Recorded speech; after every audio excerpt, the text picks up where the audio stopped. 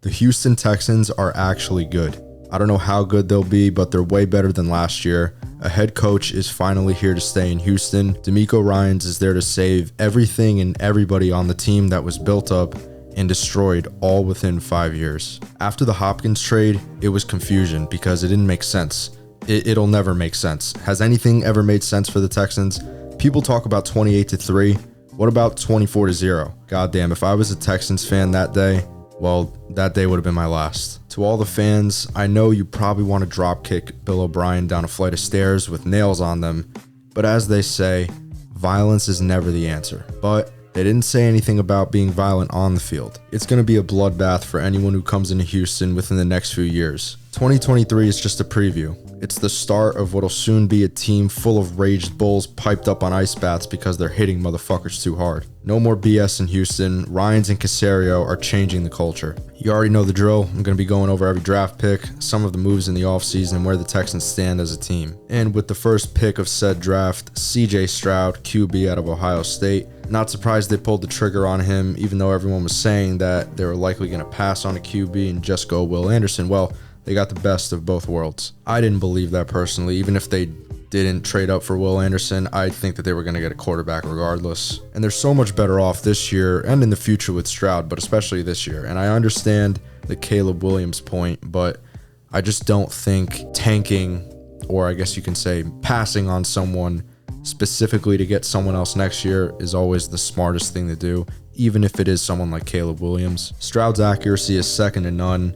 He has great touch on throws, 20 yards or over, and he's extremely aware in the pocket, and that's something that's very hard to find in young quarterbacks, especially rookies. And he's an underrated athlete. He didn't run a whole lot in college. I mean, if he needed to, he did, and he was effective, but I really feel like Houston should use him that way. I'd really like to see that. It'll just add a different dynamic to your offense and definitely make it more fun to watch. And not to mention, he's in a pretty good situation as a rookie. Pierce gives him someone reliable to run the rock.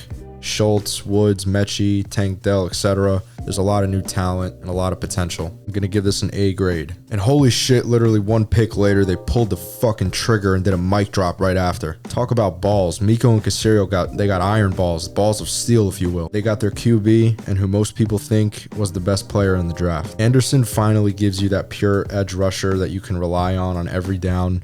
He's a natural athlete, 34-inch arms, extremely fast, and adds the size along with it. When physical gifts meet production on a team like Alabama, it translates to the pros. And you better fucking believe DeMeco is drawing up every possible stunt, pick, and blitz to draw one-on-ones for him. He did it with Bosa in San Francisco. He's gonna do it with Will Anderson. This is a certified grade A pick. Now with the third pick, Juice Scruggs, center out of Penn State. What a fucking name that is. Houston traded up in the second to get Scruggs. Even though he will have to develop a bit, I don't think he'll be gifted the starting role right away. He has true play strength though. Plays with a wide base and looks impossible to move off of his feet at times. He's got a strong set in the run game, and he does a solid job at not getting driven back a whole lot. In terms of athleticism, he's not top tier. He's a brick wall, not a driver, even though he can move if he really needs to. Even though he does have below average lateral quickness, he uses his strength to work around it like all guys who struggle with movement. So there's some things to work around, but overall, a solid pick. I'm going to give it a C grade. I feel like it was a little bit of a reach. And now with one of my favorite picks for the Texans, Tank Dell, wide receiver out of Houston. The man is staying in Houston, and that was his wish too. Everyone knows his size in the NFL. Everyone knew his size in college, and it didn't matter. That's a dumb excuse. Size has never mattered in this instance. I mean, it definitely matters in other places, but Wes Welker, Taylor Gabriel, Darren Sproles, the list goes on and on. He's 165, but can always add weight if he really needs to. Dell is the prime example of get the ball in his hands and watch the magic happen. Dell can easily develop a role in the offense. He's a legit deep threat as well. He had 17 touchdowns last year. He's a lot better at contested catches than given credit for. I like the comparison to Kadarius Toney, but he could be even better because of his ability to go deep consistently. And we all know what he can do as a returner. If he's not Houston's kick and punt returner week 1, then there's a fucking problem. That's a solid pick. I'm gonna give it an A grade. And we have another edge, Dylan Horton out of TCU. Horton was brought in as a scheme fit for Ryan's defense. He's a base 4-3 end all day, and he had his best season in 2022 after 5 years in college. 10.5 sacks last year, and he put on a total of 50 pounds since getting to TCU. He needs to improve as a run defender. He's a bit raw in that aspect, but he couldn't be in a better situation with Ryans and company to teach him. Hopefully he can find a spot on the rotation, as Jerry Hughes is a bit older and Houston's trying to get some young guys in the rotation, in the edge, and on the defensive line in general. As time goes on, he'll get better and polish his play in the run game and hand usage in the pass rush, but the physical tools and production are all there. I'm going to give this a B grade. And for the next few picks, I'm going to do a bit of a speed run. They got Henry To'oto'o, linebacker from Alabama. I really don't know if I said that last name right. Jarrett Patterson, center from Notre Dame, another center. It's a bit odd. I don't know why they wouldn't go like tackle or guard or something. Xavier Hutchinson, wide receiver out of Iowa State, and Brandon Hill, safety from Pittsburgh. Now, one of these guys specifically I want to go over, and that's Xavier Hutchinson. He is a guy who I think could have went a lot higher than he did. He's a big physical receiver, and he had a lot of production last year.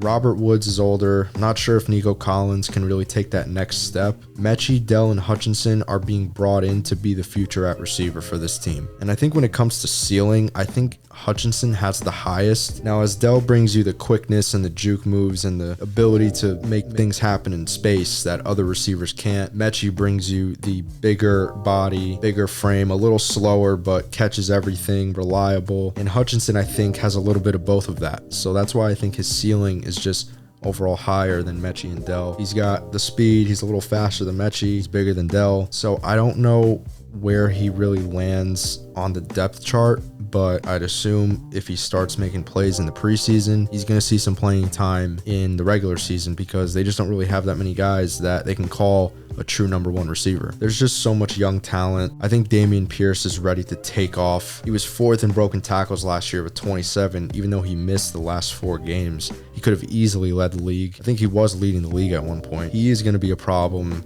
And the run game is going to be a big deal in Houston with that outside-inside zone, sort of the 49ers culture is being brought over there. And, I think it's honestly something you can never go wrong with, making the run game the staple of your offense. I think one of the most underrated parts of this roster actually is the secondary. They did a really good job over the last few years bringing in veterans and bringing in rookies. Last year, we know they got Jalen Petrie, who had a really good rookie season, and Derek Stingley, who I think is going to have a really good sophomore campaign. They also brought in Shaquille Griffin. They have Tavier Thomas, who's a really underrated player, and veterans Steven Nelson and Desmond King at corner as well. I mean, that's just a really solid secondary. I think Ryans has a big vision for these guys. He's going to want to put them all over the field. I mean, Jimmy Ward can play pretty much any position, from safety to corner to box safety to slot. Desmond King, same thing with him. Same thing with Steven Nelson. He can play outside or inside. Jalen Petrie can play high or low safety